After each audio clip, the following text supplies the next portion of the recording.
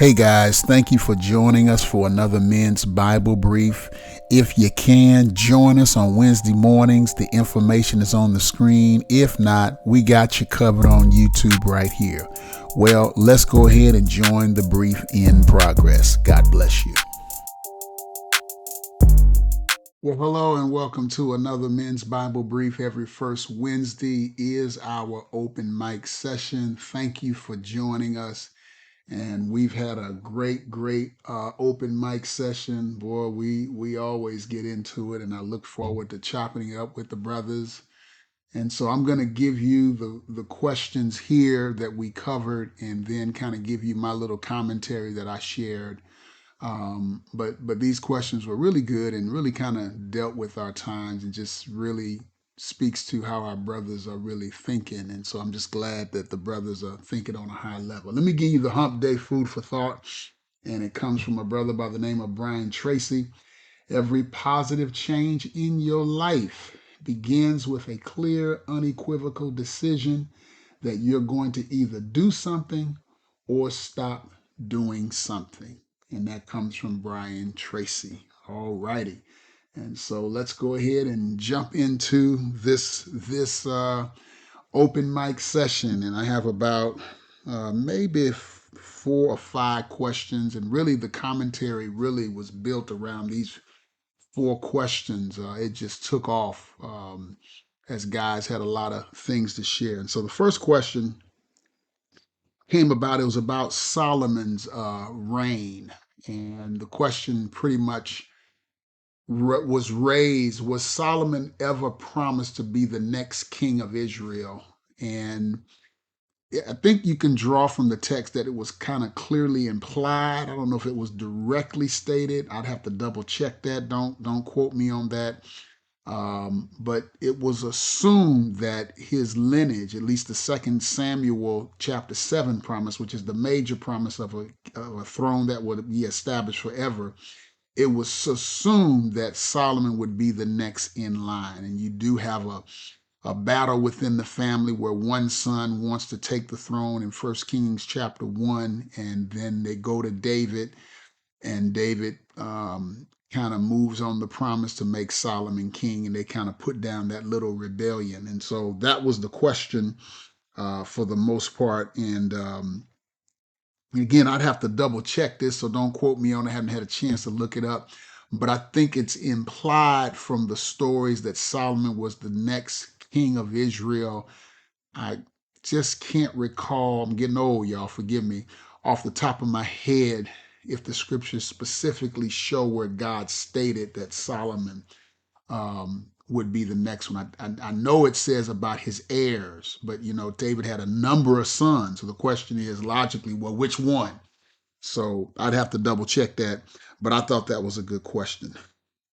Question 2 was regarding President Trump reading Second Chronicles chapter 7, which I did not see, but I heard about it, regarding the rebuilding of the temple, and almost insinuating that somehow Trump is involved in that. I don't know how true this is. I'm simply really kind of answering this question without doing the research behind it. Forgive me on that.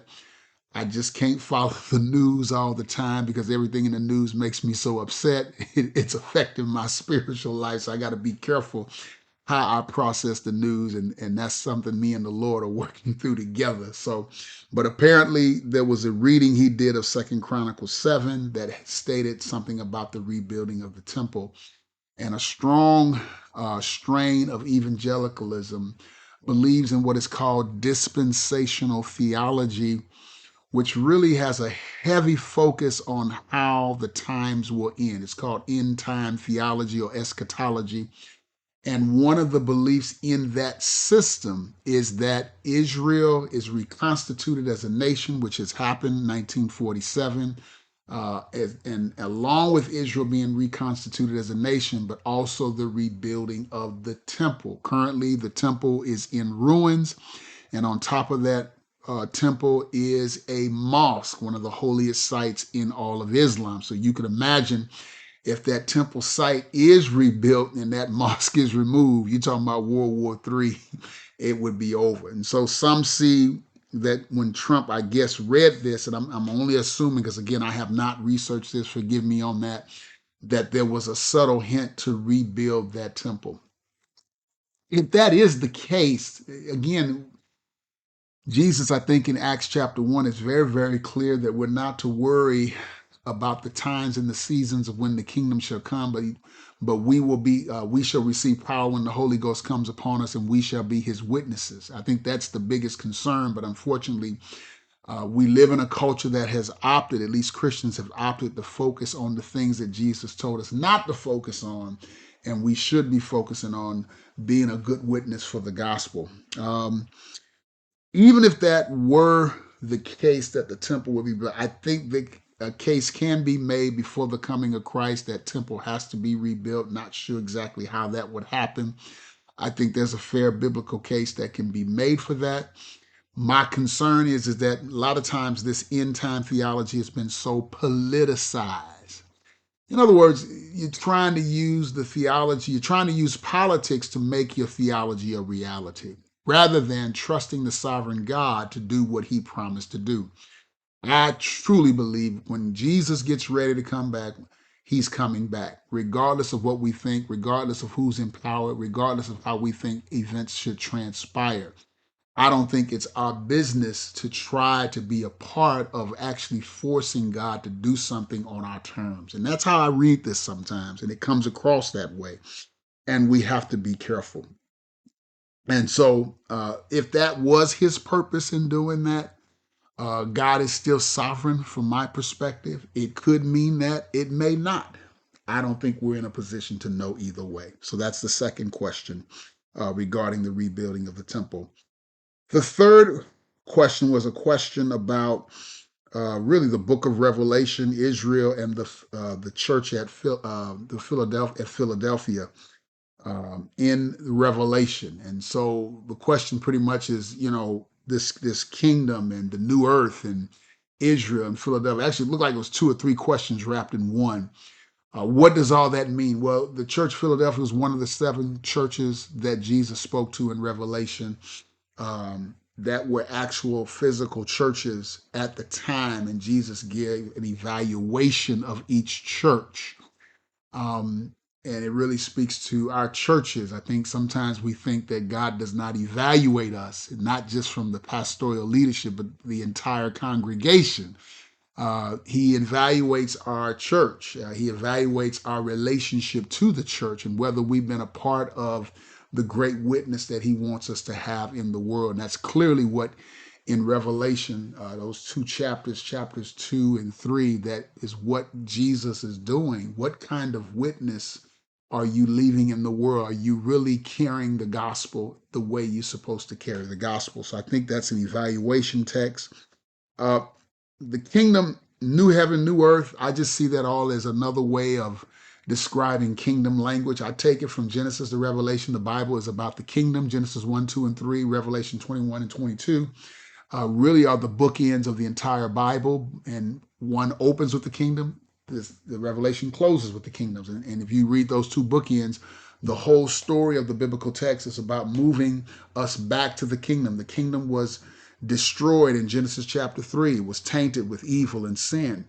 And since Genesis chapter 3, all the way to the end of time, God is in the business of restoring his kingdom. What do we mean by kingdom? The way the world was supposed to be when God created it. What we have here is not the creation that God intended. It was created, but then man fell into sin, which gave rise to evil and injustice.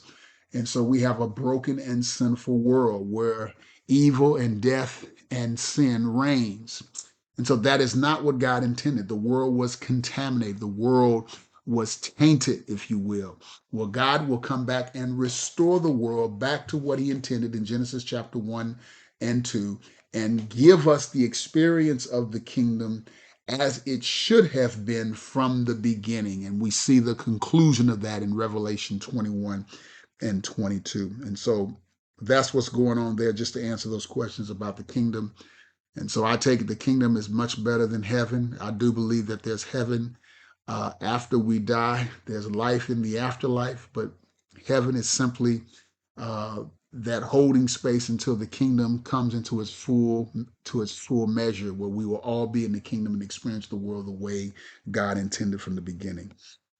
Question number 4, should we have an allegiance to Israel? I think that's a great question.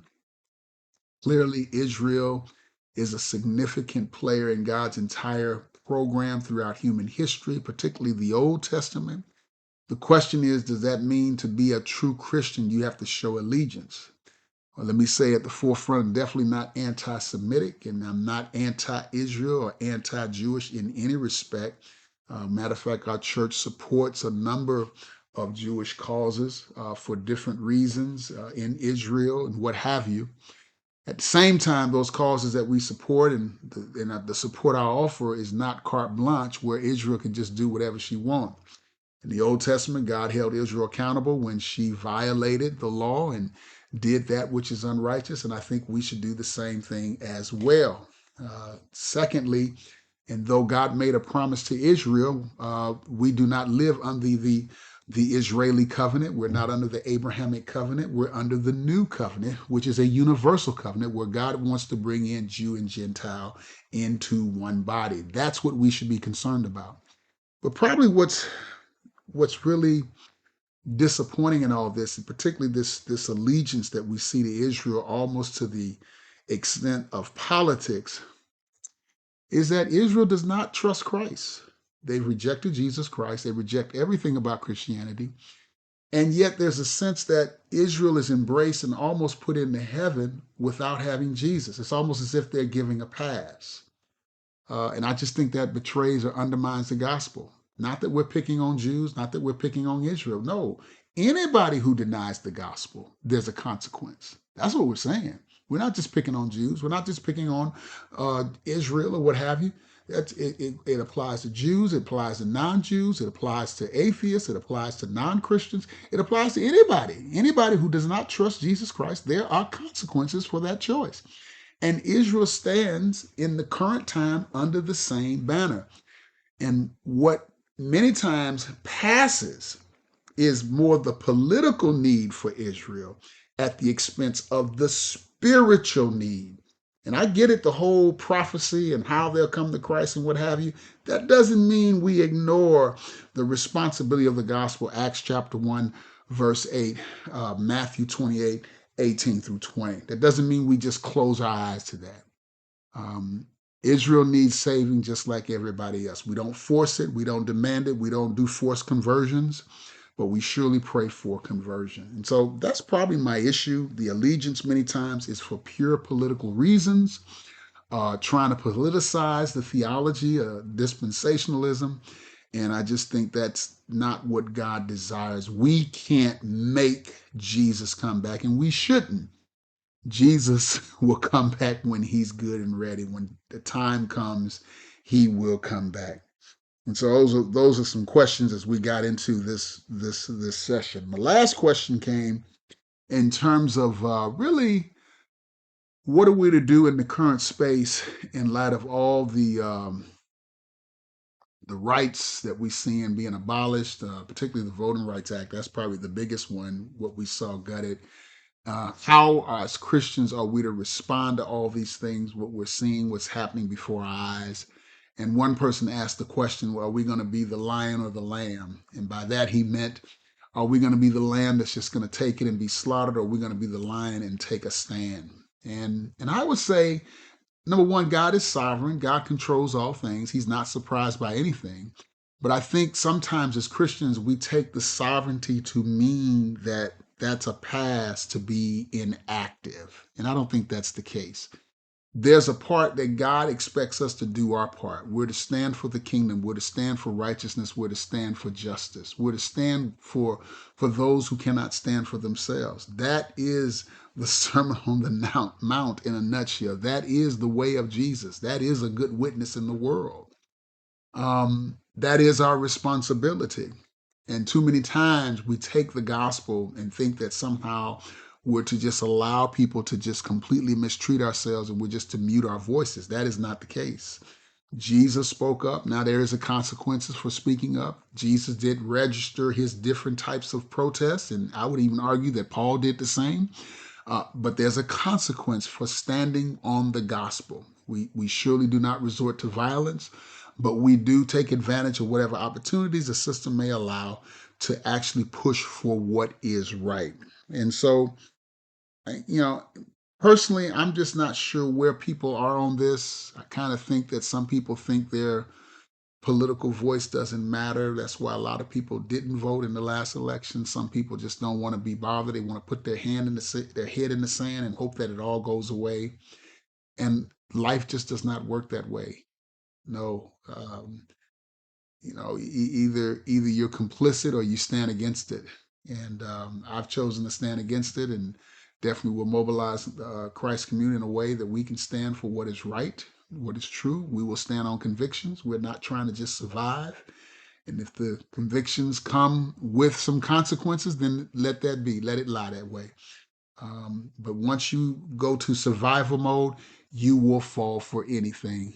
And I don't think that is the way of God. That is the way of Christ. And we're not going to do that. And so, had a really robust conversation about a lot of end time eschatology, um,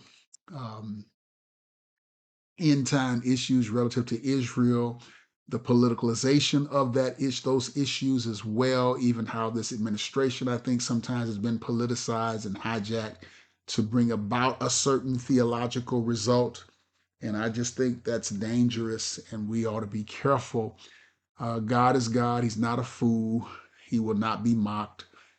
We can't make him do what we want. God will do what he wants in his own time frame, and that's why he's God. And I surely honor him for all that he will say and do. God bless you. Thank you for being with us. We will see you next week on our next Men's Bible Brief. Take care.